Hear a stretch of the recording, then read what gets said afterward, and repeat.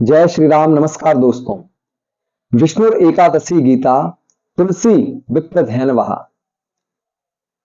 असारे दुर्ग संसारे षटपदी मुक्तिदायनी। दोस्तों, पद्म पुराण में एक बहुत सुंदर लेख दिया गया है इस श्लोक को, जहां बहुत सुंदर व्याख्या आज के युग की गई है, जिसमें बताया गया है कि इस कली काल में नहीं अपितु चारों युगों में जो श्रेष्ठ पूजा है, जो श्रेष्ठ संगत है, ये छह चीजें यदि जो मनुष्य इन छह देवताओं की, इन छह जगहों की पूजा यदि वास्तव में मानव कर लेता है तो वह ईश्वर की कृपा को अवश्य प्राप्त करता है। दोस्तों, विष्णु एकादशी सबसे पहली चीज है भगवान विष्णु की सेवा।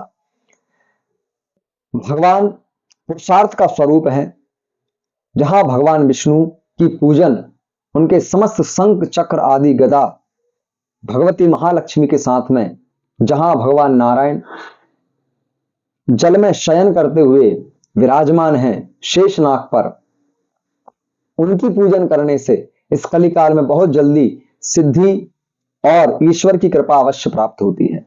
ऐसा दोस्तों शास्त्र में लेख वर्णित है। दूसरा है दोस्तों एकादशी। एकादशी का व्रत दोस्तों इस कलिकाल में नहीं अपितु चारों युगों में वास्तव में एकादशी का विशेष महत्व है, जो भी भगवान विष्णु भगवान नारायण के लिए किया जाता है। और इसमें विशेष महत्व बताया गया है कि माह में जो दो एकादशी पड़ती हैं, शुक्ल पक्ष और कृष्ण पक्ष में, दोनों ही एकादशी प्रत्येक मनुष्य को अवश्य करना चाहिए। दोस्तों, वैज्ञानिक दृष्टिकोण से वैसे महीने में हमें 2 बार व्रत अवश्य करना चाहिए। शरीर को हमें बिना भोजन के रखना चाहिए, केवल थोड़ा बहुत स्वल्प फलों का आहार लेकर के हमको रहना चाहिए।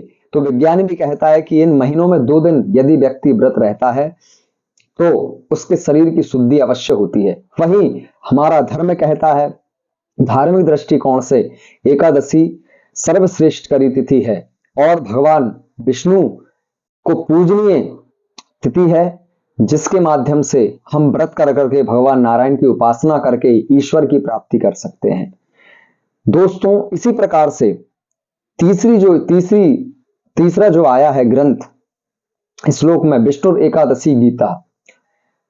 मानव के घर में प्रतिदिन गीता का पाठ अवश्य होना चाहिए। दोस्तों, धार्मिक दृष्टिकोण से वास्तव में गीता पितरों के लिए, जो हमारे पितर हैं आप सभी जानते हैं, उनके लिए विशेष उपयोगी ग्रंथ है, जो उनके कल्याण के लिए बहु उपयोगी है। इसी प्रकार से मानव जीवन में, मानव के जीवन जीने के लिए जो शिक्षा है वह गीता से अवश्य प्राप्त होती है। इसलिए शास्त्र कहते हैं कि प्रतिदिन गीता को भी अवश्य पढ़ना चाहिए। भाई, चौथी चीज जो आती है दोस्तों वह है तुलसी। प्रत्येक घर में तुलसी की पूजा अवश्य होना चाहिए। वैसे तो दोस्तों तुलसी में हमारे शास्त्रों के अनुसार, पूर्वजों के कथन अनुसार, हमारे जो कुल के देवी देवता हैं वे भी तुलसी के यहां निवास करते हैं। इसलिए तुलसी की भी पूजन घर में अवश्य होना चाहिए।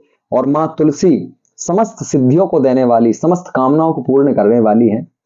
जहां हम प्रकृति का भी पूजन कर रहे हैं और ईश्वर का भी पूजन कर रहे हैं, इसलिए तुलसी की पूजन भी श्रेष्ठ करी मानी गई है। दोस्तों, पांचवी चीज है विप्र, अर्थात जो विद्वान हैं, जो संत, महासंत हैं, जो ब्राह्मण हैं, इनकी संगत अवश्य करना चाहिए। इनकी संगत करने से आपको जीवन जीने के लिए वास्तविकता और शास्त्रों के जो नियम अनुसार इस जीवन को जीना चाहिए, वह इनकी संगत से आपको अवश्य प्राप्त होगा। इसलिए इस श्लोक में 5वां ये वर्णित है। और 6वां जो है वो धेनवा, अर्थात गाय की पूजा। दोस्तों, हमारे शास्त्रों के अनुसार गाय में 33 कोटि देवी देवताओं का निवास माना गया है, जहां साक्षात माता के मलमूत्र में, गौ माता के मलमूत्र में भगवती मां लक्ष्मी का निवास माना गया है। माता के हर एक अंग में, हर एक अंग में देवताओं का निवास माना गया है। इसलिए शास्त्रों के अनुसार, वेदों के अनुसार गाय को इस पृथ्वी की और पृथ्वी का ही स्वरूप गौ माता को माना गया है। इसलिए इस कली काल में चारों युगों में गाय की भी उपासना अवश्य करना चाहिए, गाय की पूजन अवश्य करना चाहिए।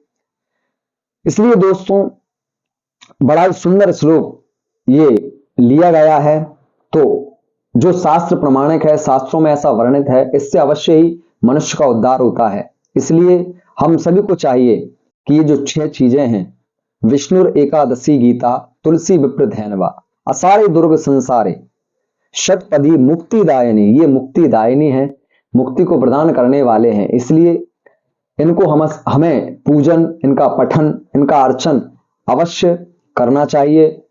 दोस्तों, अवश्य ही हमारे जीवन में सुख समृद्धि और समस्त कामनाएं हम सभी को प्राप्त होंगी। आप सभी को वीडियो यदि पसंद आई हो तो आप वीडियो को लाइक करें, चैनल को सब्सक्राइब करें। ऐसी ही शास्त्र सम्मत बातें आप सभी को हमारे इस चैनल से प्राप्त होंगी। सभी स्वस्थ रहें, मस्त रहें। जय श्री राम, नमस्कार।